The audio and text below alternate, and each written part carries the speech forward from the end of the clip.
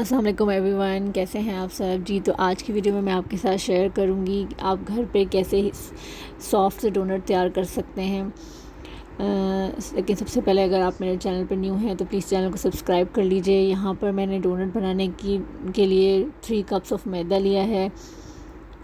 इसमें मैं 1/4 cup sugar के डालूँगी, आइसिंग शुगर के। 3 tablespoon of milk powder add करेंगे इसमें।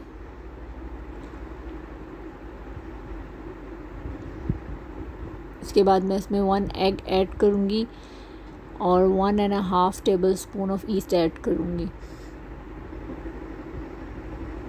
ये इसको राइज होने में हेल्प करेगा। 3 टेबलस्पून ही ऐड करूँगी मैं इसमें ऑयल के।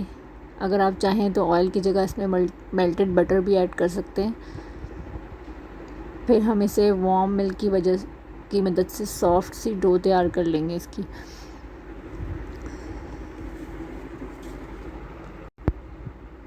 डो को हम बहुत अच्छे से वार्म मिल्क से गूँधेंगे। वार्म मिल्क से गूँधने का मकसद ये है कि हमारे डोनट्स बहुत ही सॉफ्ट तैयार होंगे। Then let it rest for 1 hour. 1 घंटे के लिए हम इस डो को छोड़ देंगे।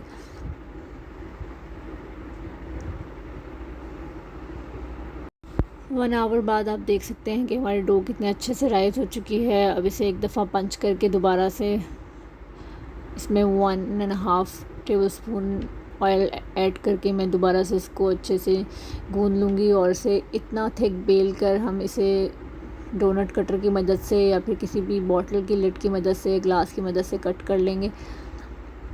इसकी डेकोरेशन के लिए मैं जो इसमें यूज़ करूँगी वो ये हार्ट शेप और कलरफुल स्प्रिंकल यूज़ करूँगी, और आइसिंग के लिए मैं इसमें कुकिंग चॉकलेट को मेल्ट करके यूज़ करूँगी।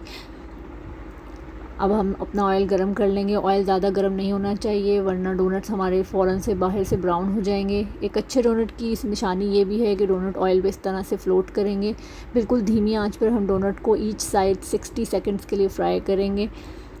आप देख सकते हैं कि डोनट कितने अच्छे से लाइट गोल्डन कलर में फ्राई हो चुके हैं और कितने सॉफ्ट एंड फ्लफ़ी हैं, आप देख सकते हैं। अब इस मेल्टेड चॉकलेट फिर मैं इसकी आइसिंग कर लूँगी और इसको अच्छे से डेकोरेट कर लूँगी। हमारे डोनट्स तैयार हैं। उम्मीद है कि आपको ये रेसिपी पसंद आई होगी। कमेंट सेक्शन में मुझे ज़रूर बताइएगा कि आपको ये रेसिपी कैसी लगी। अल्लाह हाफ़िज़।